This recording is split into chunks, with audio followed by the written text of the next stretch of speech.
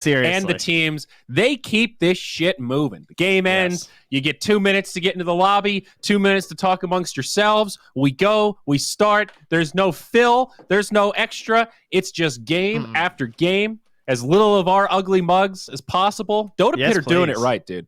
They really have been. I love this way of going about things. Like, back in the dark days of the DDoSing and whatnot of 2013, 2014, and 2015, I mean, even on a good day, you were looking at like 12 minutes between games.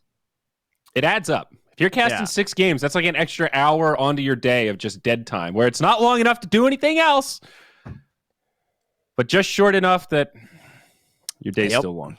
It's just time to hang out with you lovely people, at the very least. So. Yeah. Best part of my day. Shout out to you, Twitch chat. Thank you so much for being nice and friendly and so inclusive with one another. Now, first pick, Keeper of the Light. Speaking of inclusivity, he's going to hold it all together for NIP. We've seen this opener many times. And he does bring people together. That's actually exactly what his ultimate does. Exactly. It's trying to bring you closer to one another, you know? Now, they take the Witch Doctor. Oh, I love me some Secret Witch Doctor. Probably a position 5 for Puppey. That would be my first thought here. But, of course, we've already seen it on YapSource, so you never know. Yep. And we know Zai likes it, and we know they've been picking all kinds of wild stuff. Zai does like Witch Doctor, actually. That is a fair point. He's tried it in pubs. You know, he wants it to work. Dude, I would love to see a core Witch Doctor go for an Aghanims. That would make my Wednesday.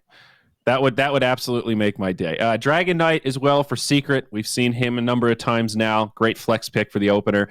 Now your real question. What do NIP want? Are we considering a Bristleback here? Are we considering a Bounty Hunter? What are these other combos with Chakra that Coddle enables? Yeah, I'll just warn you. I'm looking through the last games. They're like all YapSource. They haven't even been giving it to Puppey. Really? So, okay. Yeah, so there's a fairly good chance this is just straight up going to be for YapSource. Okay. So, in terms of what were you saying, what are they going to give to Puppey? So you're thinking? No, what are they going to pair with the Coddle? And it's the Bounty. Yes. So I was saying, is it Bristle or is it Bounty or is it something else? And of course, we got the Hunter here. So for those of you that somehow missed it, I'm sure it was on the Reddits. The Aghanims on Bounty allows you to steal gold with the Shuriken. It adds a Janata to it. So you get the Keeper of the Light on your team, and you Chakra the Bounty Hunter after he uses Shuriken, and he's just throwing Shurikens all over the place that are bouncing to people that have tracks, and he steals gold like you wouldn't believe. It also does a hell of a lot of damage, but the gold swing is insane. I think last time we saw this, he stole about 3,000 gold in 25 minutes. That's right. It was 3,000 gold, and then it was like almost 3 times as much as the lowest net worth hero on the enemy team. Yeah. That's how bad it was. So, and it's particularly powerful, again, because it's not just a gold gain for the Bounty Hunter. It's a swing. So it's minus 3K for the other side, plus 3K for the team with the Bounty Hunter. So it's deceptively good. And I'm very curious what Secret will do in response to this. And when you start with Witch Doctor Dragon Knight, like instantly to me that says like, okay, they're probably going to be like pushing on the earlier end, right? That's like one thing you could assume that they could do with this. Now, maybe he'll just go double brace or blink, and the Witch Doctor will chill out a little bit, and there's going to be space makers, whatever. But you have to be wary of like, come on, like full 5-man rundown, like Chen still in the pool kind of stuff.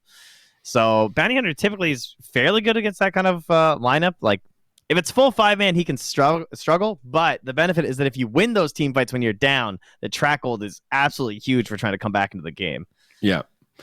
But of course, it doesn't take off until the Aghanims comes out. So there is a little window where this combo isn't really at its full strength. For now, we're assuming it's a core position 3 Bounty Hunter. Yeah, we've also seen the 4, but as you said, we are going to assume it's 3 just based on the way they played it before with the Aghanims and everything. Yeah. The 4 Bounty did not seem nearly as good. No. I definitely want someone who could punish the Queen of Pain from blinking in on the 4. They already got rid of the Grimstroke. That would have been pretty nice too, actually. That'd be a cool combo. Because then you could do the... Wow, that would actually be insane. Good snipe by Secret. Imagine if you had... Holy shit. Dude, have they done that? Man, Puppey's so smart to think of that. Imagine if they had Soulbound and double Chakra. There would be 2 bouncing chakras going. It'd be like when you double Fade Bolt or Ether Shock. Think about how insanely stupid that would be. Yeah, I guess so. That sounds... That would have been literally doubling the damage. That sounds Pretty good, actually. That is a Man. big brain ban. Now that you, I'm trying to like factor it out in my head, and yeah, Yeah, that would have been crazy. Man, now I'm really okay, disappointed they didn't have Grimstroke the last time they did this. yeah. Now I want to see the combo in its truly full form. Mm-hmm. That's very smart. So they will take the 4. So does that punish Queen if she blinks in? Kind of. Yeah, potentially. Like you have the Bedlam damage, but she can also hit through with 2 spells on the Shadow Realm, which is kind of scary as a Dark Willow. And it's like you do a lot of damage, but it's not enough to overwhelm someone like a DK either. But still, very strong position for hero. Pretty flexible. Has some saving potential through the Terrorize, but also just like roaming potential to maybe help out with some of these earlier tracks with the Bounty too. The other heroes that they used last time were the Monkey King was pretty pivotal in that game. Because Supreme was just setting up for everything and helping to protect the bounty hunter and scouting out the side lanes to create the good track kill opportunities. So might be something to keep an eye on for NIP. Yeah, it does sort of feel like this thrives where you have frontliners that can start fights, create like Pango-esque heroes that can get in the way and make a little space for the bounty. Well, I mean, the Bristle's still in, right? Yeah, you could do a safe lane Bristle. Oh, that's what they did last time. They did the offlane Bristle, remember? Oh, right. And we were like, oh, this Bristle's not having a great time. I forgot. Yeah, we kept talking about the Bristle Coddle combo, and they didn't use it in the lane. And then we realized, oh, it's the Coddle Bounty combo. But you're right. That's like the perfect kind of hero, someone that can just run in, take a lot of damage, absorb it up, and kind of just get the vision for Bounty Hunter to throw out the tracks. Because remember, you got to stack up tracks on a couple heroes to get the shurikens to bounce for it to be like super devastating. So look how long Puppy's taken to pick his hero here. Assuming if it is still the Yapsor Witch Doctor, he's burning all this reserve time to just pick Venge again, which is what he picked the last time when we were watching the Yapsor Witch Doctor. Well, I do like this. A lot of mobility still, and a great amount of lockdown. Again, with this sort of chain stun, combo somebody down. You got Dragon Tail, Magic Missile, Cask. Very solid for Secret.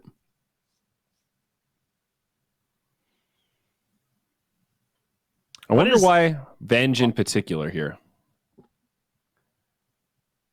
I mean, it syncs up well with the Witch Doctor. Like, again, the whole 5-man idea is still there with the aura, the additional minus armor for the Death Wards, and just, quality hero.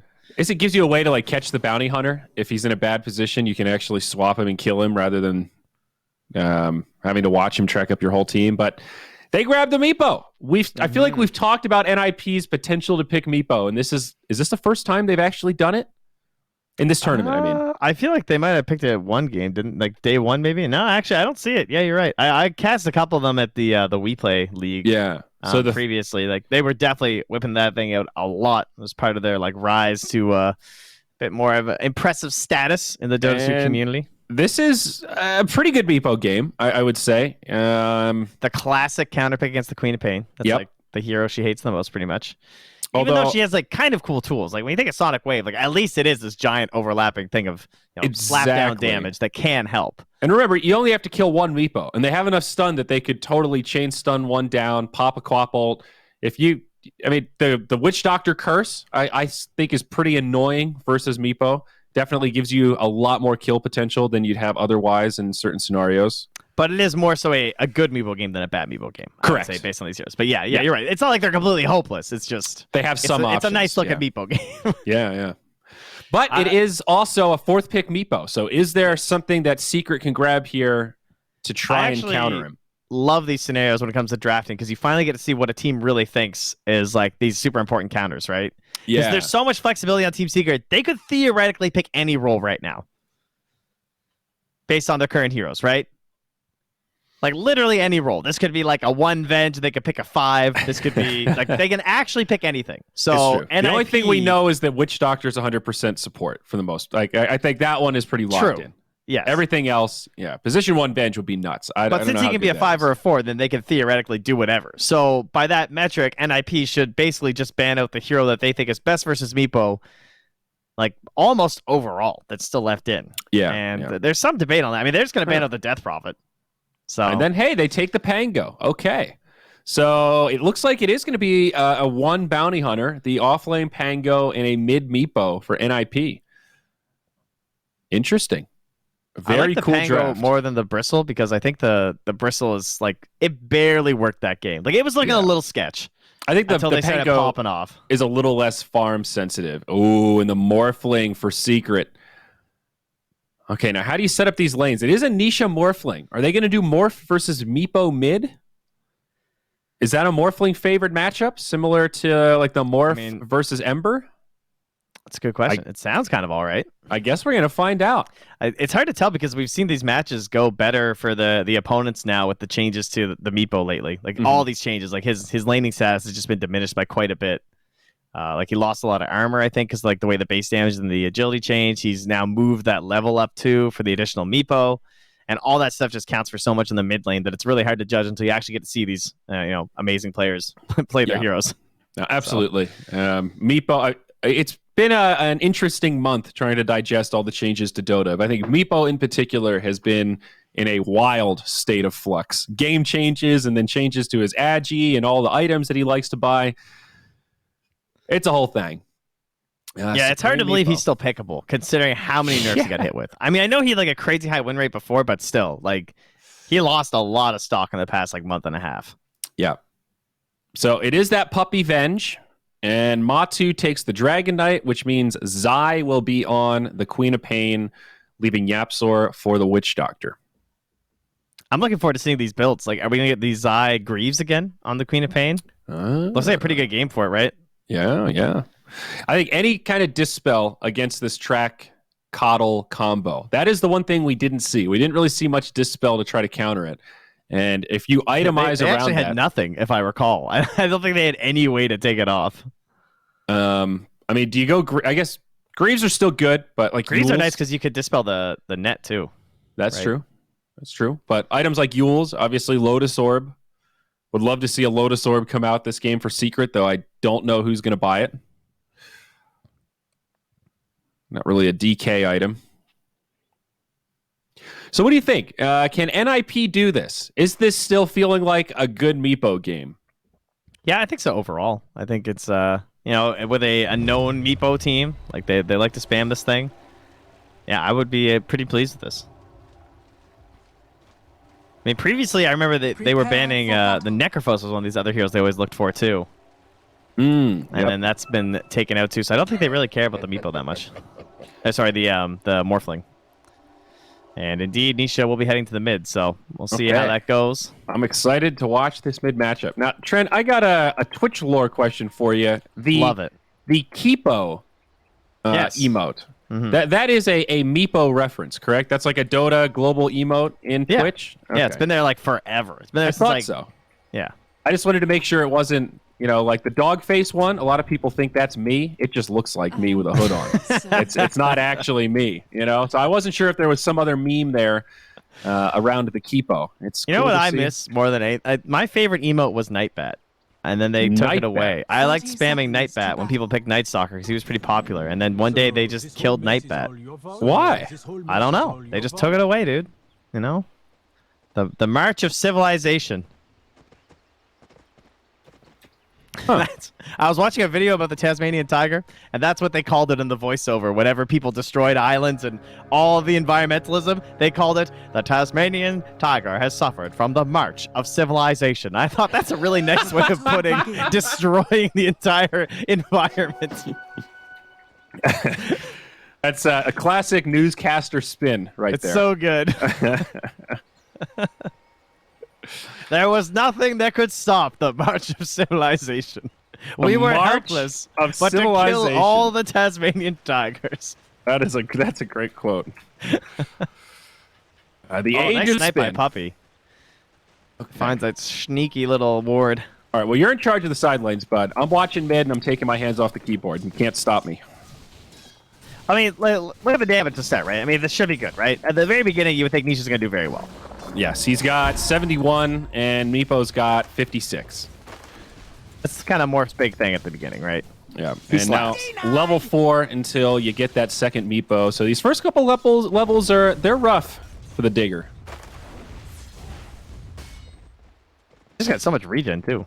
Like, he's already got 3 more tangos in his pockets there for Nisha. Yeah. I mean, we talk about this all the time, but one of the aspects of Morphling that makes him viable mid is his ability to abuse regen so effectively with shifting his agi and strength, going low strength so that he gets higher percentage out of the tangos and salves. It's got to be obnoxious to match up against mid when you just have to use salves like a normal hero. Yeah, but the way players are just so good at just like spreading the creep waves these days, it's like it doesn't even matter some of these matchups sometimes. Like if you don't have a way to just kill the other guy, sometimes this just happens where like he's just constantly threatening with the poof. Like sure he can't kill Nisha, but he still forces him back. I say as Nisha gets walked off our man. Nisha knows how to push that limit, as you said. Yeah. The Meepo's doing fine though. 8-9-2 against the 7-0 Morphling. It's a good start for him. Goes for the poof. Nisha. Oh, waveform in. This is close. Supreme. Nisha. He pops the salve, but it's not enough. Nisha gets the first blood. Dude, the Meepo went all in for that. Nisha baited him so hard, man. He knew. Oh. Man, I mean, there's a reason this is his best hero, right? This was the hero first phase banned every single game when Nisha first came on the scene. Yep. Man, that was gross. That was like that Bristleback Ember matchup we were looking where this point comes at level 3, level 4, and they're both like, I'm not backing down. I'm not backing down. And somebody goes home the loser. And it shifts the momentum of the lane quite a bit. We'll see how much it shifts it here. Supreme just comes right back. Now about half a level behind Nisha. All right, I will now look at side lane to see what's going on. Thankfully, our first blood was mid, so it was all worth it, at the very least. Meanwhile, up top, I mean, they have plenty of options up here. Like Dark Willow's one of the better heroes, just like pulling creeps. She can just kind of wander around. She's got annoying tools like the Shadow Realm, so if they were to get in trouble, they could have went that route. But it looks like they're just kind of happy sitting in lane, punching Zai, harassing while the creeps are there, and pulling their own creeps back under the tower for Saberlight. And Puppey to stack on for the next pull, as he obviously covered that ward at the very start of the game too. So things looking good for them as mid. Careful now, Supreme. You've already been waveformed on. There it is, Meepo number 2. Okay, this is where things should start to shift a little. Up top, we'll see a little skirmish breakout. Saberlight getting repelled. The dagger from Zai. Deadly. Went for that second point in Shadow Strike at level 3. Very annoying to lane against. Like, yeah, they're saying the courier's back. Oh, maybe they're not. Saberlight's gonna get this one. Dire's courier has been Freebie. killed. And with the second Meepo, he's gonna go jungle a little bit, just get his life back, because Supreme was very low in the mid. So the total free farm will begin for Nisha. Sure, there's high elastics on the Meepo, but he's obviously died, and those are neutral. So Nisha well ahead right now of about 400 gold. Solid stuff for the Morphling. And Puppey tries to get a pull going on, but now he's getting teamed on as Zai rotates over. Oh, Shadow Realm used. Some damage out on the Puppey, but Saberlight pretty low. I don't think NIP are going to win this battle. And Zai finishes off Era. Saberlight barely makes it back. And he's going to have to run all the way home. Double sticks for Puppey. Like, he's deceptively tanky. 700 HP, and he had 5 armor, too. He's got more HP than the Pango. Good old headdress. Radiant's middle tower is under attack. Bottom lane, there was also some damage exchanged. Witch Doctor DK, kind of a cool lane. Witch Doctor going for this classic build with 2 points in the Maledict at 3, so they can at least threaten. Not easy to find kills, but they're pressuring Charlie pretty well. DK a good amount ahead of him, 26 last hits compared to 14. Yeah, you should never get zoned out in this lane, right? Like, as the DK, like, Yeah. what is your real concern here? Sadeko gets the bounty, though. There. Well, here's an advantage to Coddle. He's quite fast. 330 just movement TP out, speed too. without boots. Yep. I guess he's not gonna. He did. This is a bold maneuver. No, I mean, it's an invis morph, so he's just like... I mean, still. Surely Nisha won't rotate for this free kill. Maybe Up thought he top. was rotating top or something. Puppey trying to find his kill before he dies, and he does. Saberlight goes down. Now Zai's rotated in. Shadow Realm away, but Era going to be in big trouble. Poppy, Dire's top tower is Puppey under the attack. Poppy, pops the mango. And can't get in range for the magic missile. Venge a little bit slow. There are boots on Era, so good try, but... Why is Puppey winning 2v1s? It looks like what's happening is basically they come for the creep wave, Zai throws the dagger. Then Zai goes back to the wave, and Puppey just kind of chases and right-clicks until they decide they're going to turn and fight, and then Zai just blinks back and then just gets the kill. It's not a great setup for NIP up here. And now you have two cores that are struggling. So Saberlight's going to go mid on the Pango, the Meepo's still in the jungle, and now Dark Willow's pretty much going to be leeching the top lane. Yeah, this is a little bit of a rocky start for NIP. Now in the bottom, Seneko initiated on Dragon Tail into Curse. Wow, that's a quick pick on the Coddle, and now they're just going to turn on to Charlie. It's such an easy setup. Yeah, that's the Witch Doctor with the urn. Wow. Yeah.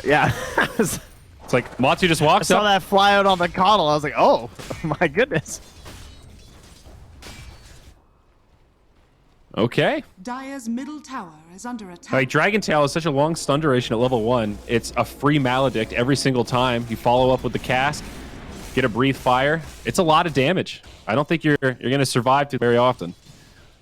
And they brought Yapsar up top here too at the 7-minute mark. So he's going to try and sneak through the tree line and get a free kill onto Era here. He goes east instead. Looks like they spot the Meepo on this ward down near the river, but now they jump onto Saberlight, or sorry, Era, and we'll force out the Shadow Realm here. Likewise, there's Radiant Vision in here still, spotting everything. I'm a little nervous though about how much space NIP are giving Nisha right now. That's kind of the drawback catching up though, to the Meepo is. Yeah, but doesn't Meepo want to be ahead? Doesn't he have a little bit of that alchemist type factor? Like being even with the Morphling at 10 minutes is not good for the Meepo. Yes and no. I think like it kind of depends on the allies because Meepo can do a lot with that early gold. Despite he wants a ton of gold, but I would say that he can be more active than a Morphling can because he at least has the option to build more active, whereas Morphling doesn't really. Like the most active Morphling build is pretty much like E-Blade first, which still is going to take longer than like a Rush Blink or something for the Meepo. But looks like Supreme's going for the E-Blade first anyway, so they could match. There you go. Yeah, they could match each other. I know, man. We've seen this before. Nisha takes some damage, but he will be just fine. Charlie's stealing a little more gold there. Need to be careful when you're tracked up against Shirk and Toss. When you're shifting your stats. it's Nisha. He does not care. You think this guy is gonna die to a shuriken from not shifting in time? I don't think so. Well, there's a little right there. No. Got a little nervous for a half second. That bounty hunter was still pretty close. It's all part of the Nisha gameplay. Just lets it go, you know. Oh, down bottom. Matsu on the run. Saberlight with a long rolling thunder. Matsu looking to misstep it, but doesn't quite hit it in time. Saberlight gets him again. Now this DK is going to be in some trouble. Does drop the stun. Yapsor's here. Does get the cast bounce. They might have actually saved him. Now Zai comes in, pops the ulti. They kill Saberlight first. So at least Matsu gets a little something. Now Seneko on the run, but Yapsor, no boots. They go 1 for 1. Man, that was close. I actually thought he was going to get out of there. That last shuriken toss, though, just a bit too much. You have me wondering, though, what Nisha's going to build. He hasn't queued up anything yet. If he does want that fast E-Blade, or we're going to see more of like a stats build-up, you know, a Yasha, something like that. I think we've seen him... Ironwood Tree, though, speaking of stats. Yep. That's the nice one. I mean, if he really wanted to fight, I think we have seen drums come out on Morphling a couple of times. Not that recently, but... He's just going E-Blade. I mean, Yeah, look at this game, and look at these Radiant heroes, dude. There's a lot of E-Bladeable heroes. Oh, yeah. It's going to get popped. Like, at least 3 out of the 5. Saberlight charging in. Some follow-up from NIP. Pressure on the Matumba man, but Nisha still nearby. Can they kill this DK? It doesn't look like it. Nisha ready to turn. He brings down Saberlight. Now Yapsor is here. They might look for a kill onto Seneko, but can't close the gap, and they turn it the other way. Oh, he actually Nisha, oh. Still, though, turned into Pango. Popped the kill. He'll take his revenge on getting his regen rune denied.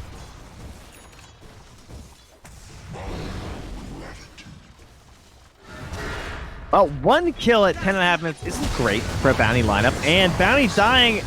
Oh, that bounced the catapult. Dude, that was a perfect cast. Gap sword Dota. And Charlie's down. Yeah, those are the kind of deaths that You know, Coddle getting picked, whatever. It's going to happen. Somebody's got to take some of this aggression from Secret. Radiant's Bounty bottom needs to tower be is farming. under He's attack. going to go for drums as well. He's not like rushing Aghanims or anything. So I'm getting nervous. This is getting a little out of control in favor of Secret very early on. They get that tier 1 mid. Now it's a 3K net worth lead. It's going to be a long time before we see this Coddle Bounty combo come into full form. And I guess that's the drawback of it compared to like the Coddle Bristle, where that comes online at like level 5 before Bristle even has any items. Radiant's bottom tower is Yeah. under attack. Puppy up top, initiated on. Down comes the Ignis. Now Matu going to be left alone, but does have some reinforcements on the way. NIP Sonic wave here, and they are clumped. looking to retreat. The Casket's going to do some work. In comes Nisha, gets off the curse as Coddle falls. Yapzor will go down to the Bedlam. Nice kill for Era, but he's going to turn on, brought down. A 2 for 2. An OKO fight for NIP so far, but no way they're killing Nisha. Without the Meepo, not easy to actually find these kills. Yeah, no dive there, actually. I'm kind of surprised. Saberlight's going to go bottom and take the deny on the tower. Radiant's bottom tower A surprising net worth gain for NIP. I guess that's the nature of track kills. 400 gold Yeah. for Bounty Hunter Radiant's there. top tower is under attack. But with the defense up top, popping the ulti, you can transition this into at least a little bit of tower pressure with the help of the Necros from Zai. And I think he's going to Greaves build again. The Necro went into Greaves like last time. Are fortified. Hard to It just makes sense. Hard to yeah, argue the against Greaves it. just look good. No, I love the Greaves. I think it's perfect this game. Yeah, well, I was thinking more the Necro book into Greaves. It gives you a little bit of everything. Pressure towers, the Necro level 1 still proving to be a very effective item for farming. Seneko initiated on, past the tower. Secret starting to crank up this aggression, 12 to 3. They are not afraid to dive yet. Radiant's top tower. This is the kind of stuff where we say, oh yeah, Morphling, he can't get involved early. Is under attack. Nisha's 4-0-3. He's been involved in more kills than he hasn't. Yeah, I mean, he's also got a lot of lane kills too, but yeah, he's just farming his way towards engagements. Yeah, exactly. Like, yeah, I'm sure this will be fine, guys. Like, yeah. I think the Necro one first makes a lot of sense, right? It's going to help you farm faster and push the waves down and get the tower gold to help build into the Arcanes and then the Greaves right after. Like, I don't think Naked Greaves is that great unless you're like SNAPPHIRE. Yeah. Position 3 You know, dazzle. we talk about SNAPPHIRE and how that ulti doesn't feel good anymore. I was watching a SNAPPHIRE game last night and I was just so depressed. Really? It's like, man. Is that hero dead? It's just like the little goops are hitting and it's just like not even moving the health bar anymore. Ice Frog, please. I would like to see SNAPPHIRE be viable. I don't want to see her every game. Well, I got a little burned out on the SNAPPHIRE, but I want to see Cookies, you know, once every 4 games or so. You know, she's a cool hero to watch. Show her some Alas. love. She's Yeah, but way not- cooler not than Void quite the- Spirit. Can we nerf Void Spirit and buff SNAPPHIRE? Depends. As long as we're not going to make the goops too crazy. Just like, you know, not dumpster level. Just buff the Cookie. That's all I care about. Cookie is definitely the identity of the hero. But that's why we got Puppy here on the bench. You know, he's like better Cookie. He's he's throwing magic cookies. Yeah. And you were talking about the aura play. Puppy went 1-1-4, maxing out the Vengeance aura. They've been 5-manning quite a bit. They've changed Vengeance aura a little bit too. Now it gives extra attack range and bonus primary attributes. So it's sort they of took like off the Luna one. what Luna's aura used to be. Yeah. Yep. Wow. It's way better. Well, not compared Bonus to the old attack one. range is pretty nice. Yeah, it's all right. But remember, like, the initial one, though? Like, the initial, like, old school Damage. Venge, like, the percent bonus, like, that thing was still pretty busted. I mean, yeah, that was... I don't know. Would you rather have that but go back to only one nether swap? We'll see Puppy get initiated hell on no. up here. Yeah, exactly. I think it's a worthy trade-off. The double nether swap made this hero feel so much better. Oh, yeah, get that 16 gold for... Why is Venge Illusion only worth 16 gold? I guess because, like, you get it every time. It's like the Venge Radiant's middle controls it. tower is under Yes. attack. Like, controls if it comes out or not, that is, obviously. If you fed 100 Dyer's extra top gold tower every has time you fallen. died, I Might think make that her a would be bad hero. That would be a real feels bad man kind of moment. That's the Undying Tombstone talent right there. Yeah. That one shouldn't be worth anything. It's Radiant's courier Now Undying. that would has be been a killed. nice buff to Undying. Dire are scanning. Oh, they're gonna lose the Vlads. They need everything right now for these fights. Now, mind you, the Sorry. gap in terms of net worth is not growing that high for Secret. It's probably like obviously the game looking kind of dominant in the fashion where if Secret just walks somewhere, it feels like they win the fight. Kind of like they're gonna Are they really just gonna go high ground here? I mean, some of this is the Meepo factor, All right, of this course. looks a little crazy. Smoke on smoke. Who's actually going to catch who, though? Oh man, Sure, they have just units go completely down. missed them. Secret get revealed. They're kind of No, baiting they see their Puppy mid now in the though, mid. and we have the Will-O-Wisp. This should be good for NIP, right? I would think so. Saberlight jumps in, but Matsu counter-initiates straight away. The Ignis comes down, but they're still doing so much damage. Seneko just barely lives. A huge ultimate from Zai connects on pretty much the whole team. Era's not going to be able to make it out, and it's pretty much just the Meepo plus Charlie. Quap goes down, but it's a 1 for 4 as the rest of NIP get rolled over. Charlie, the only one left alive. They'll try to chase him down, but it's a tall order. He's just a little too speedy with those drums. Man, he got stunned on that Pango before the first tick of the Will-O-Wisp, and he died during the first Dragon Tail stun. He got E-bladed and just blown up. Matsu with the reaction. They needed that ulti from the Pango, and then that's the whole point, right? It's Radiant's Will-O-Wisp middle into the tower full is chain under stun, and he attack. had such good terrain to work with here, just like bouncing off of that little edge in the mid lane there, or the ramps, and but losing So that that's Pango. why you buy Blink Dagger on DK. I don't even know if he had to blink, dude. I think he was right next to him. I think he DK swashbuckled in, Is though. under attack. I think he I just kind of died. Just what the dog. Wow. Well, that's a real heartbreaker. Now Nisha is #1 on net worth. That was the double E-Blade reveal. Both sides popped the E-Blade and went much better for Nisha.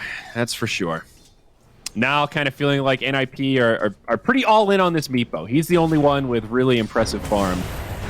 See if Bounty Hunter can recover, but Puppy finds this kill. At least it should. Cursed Crown helping him out, but now Zai's here alongside Yapsor. They are going to retaliate. Secret want blood. They find it on Charlie, and they Tip clean him, up Puppy. Era as well. A 1 Hit for him. 2. Survives long enough to get a double kill for his team. Like, just brutal stuff there. And 351 for the Morphling? Damn. Why is that worth so much? He's the Oh, he had a position streak on Charlie. Yeah. So, do you think the Spirit... you need Spirit Vessel against Morphling. I get it. Top It's tower the is item, under but... attack. Doesn't this kind of feel rough that Bounty has to pick up all these other items before the Ags? I It think doesn't- once you go Meepo, I don't know if you're really playing the Ags game anymore. You know? Why? Isn't it still good? Yeah, but the Vlads is such a necessity for the Meepo, right? Like, it's more important to enable your Meepo than your cheeky little Well, but he's strat. not buying a Vlad's. The Pango has the Vlad's. Oh, they trade Yapsor for Seneko. Well, that's a good point. Puppy getting killed by Supreme. This is looking good for NIP, but now Zai's here. Another amazing ultimate. Him and Nisha going to play cleanup. Supreme goes down. Saberlight falling quickly. Arrow with a fear, but he's going to go down. There is a buyback from the Coddle, but it won't yield much for NIP. They only pick up kills on the Dire's supports, middle and they tower take is heavy under attack. losses again. Let me frame it the other way. If they need the team items, not necessarily just the Vlads. And it's like the drums, the Spirit Vessel, someone does have to build it, like you said. So, Yeah. I mean, ideally, Dark Willow would have been kind of nice too, but she also really needs a Yule, so I can understand that. Man, these Sonic Waves plus E-Blades have been pretty devastating on the Meepo. He's just getting blown up every time. So it's just the Radiant's same middle thing, that tower one is E-Blade under kill. attack. Yeah, I mean, we looked at the Meepo Quap matchup. 1v1 mid, yes, Meepo counters her. If he catches the Quap, yes, he's got chain nets. Radiant She can't blink are away. scanning. It's a hard counter in that regard. But if you're an off-lane Queen of Pain and you're not initiating fights and you can play the way Zai has been, where he shows up like a half step after it's begun and then gets off this huge ulti to break it up, it's pretty effective. The Meepo loses his positioning, he gets disabled for a moment and takes a huge amount of damage. Almost feels like there are wards spotting Puppy and Nisha rotating here, so NIP. Oh. All right, they're gonna go right on the Puppy. and they will find that kill. Now is Nisha going to be in trouble? They don't Is he have gonna pay for Zai. actually blowing up that Coddle? Doesn't look like it. Oh, Zai's TPing in. There's no Sonic Wave, though. And NIP, they head for the hills. Well, at least they finally got a kill and got out with only losing one hero. I'll take that. Absolutely. You know what I'm saying, though? It feels weird to think of this Queen of Pain as being effective against the Meepo when it's traditionally supposed to go the other way.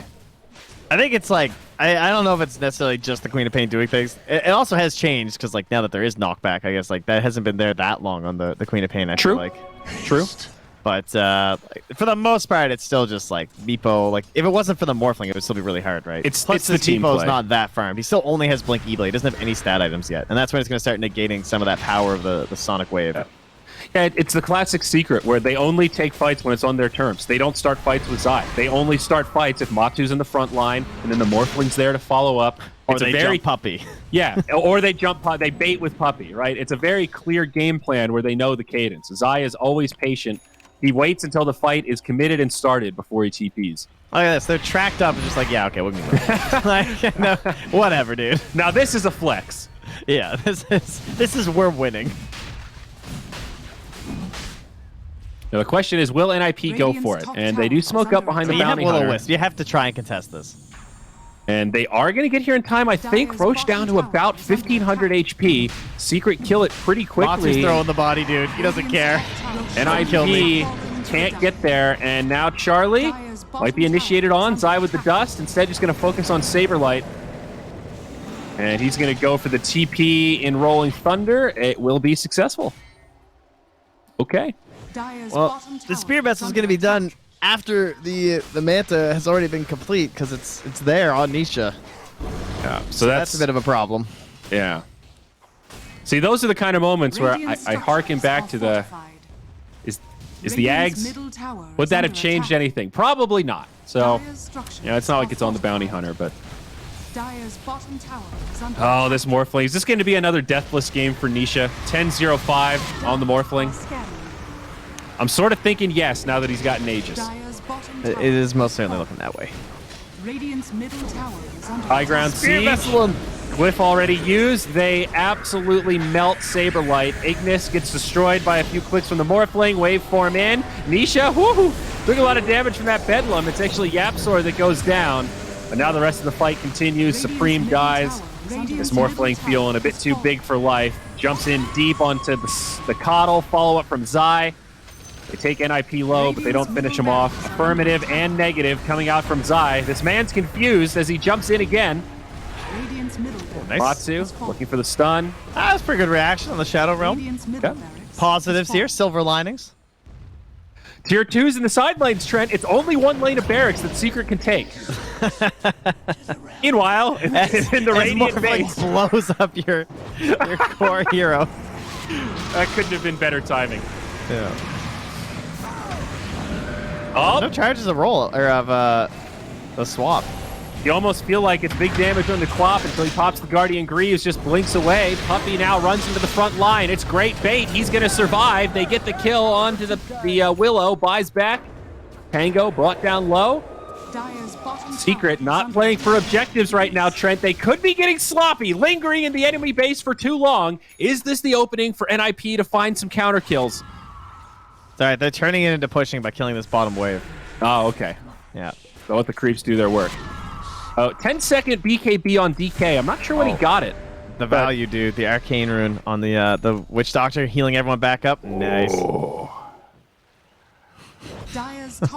Dude, when you have a Witch Doctor and Guardian Greaves, your sustainability is actually pretty good to stay out of the base like this. You can take a fight, just retreat, top everybody off. You got a little mobile well with you. What on earth is Zai doing? Ladies and gentlemen, this Queen of Pain has a holy locket. Well, he's got to buff up his Guardian Greaves, dude. He's got to buff him. Come on, don't you know what Holy Locket does? It makes your heals good. I know, but I mean, how often do we get to see this item? Never. Think about how good it makes the aura, though. Just saying. Yeah, that's something.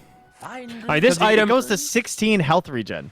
I think there's 3 heroes that it's viable on that we never really see it. Necro, Dazzle, Timber. And we don't really see Dazzle. And Necro and Timber still don't even buy it because there's better items. What's 35% of 16? Like 6 pretty much? Gives you an extra 6 HP regen when people are low. That's kind of cool. So they'll go up to like 22 HP regen. You might need to start buying Holy Locket more. I need some more Holy Blessing in my life, dude. I don't know about that. Let's not get carried away here. Hey, screw you, Trent. If it's good enough for Zai, it's good enough for me. Now they're going to kill Saberlight again. It's a great terrorize. Buyback from Saberlight. Silverline. Unfortunately, the Meepo does not have a buyback, so they're still going to be 5v4. That's a pretty big heal from those Guardian Greaves. Radiant's bottom barracks are under attack. Radiant's bottom barracks has fallen. Yeah, I don't think NIP can do anything. Thank you for your expert opinion. I agree with Dota Plus. This is a 100% win rate kind of scenario. We're into the binaries here.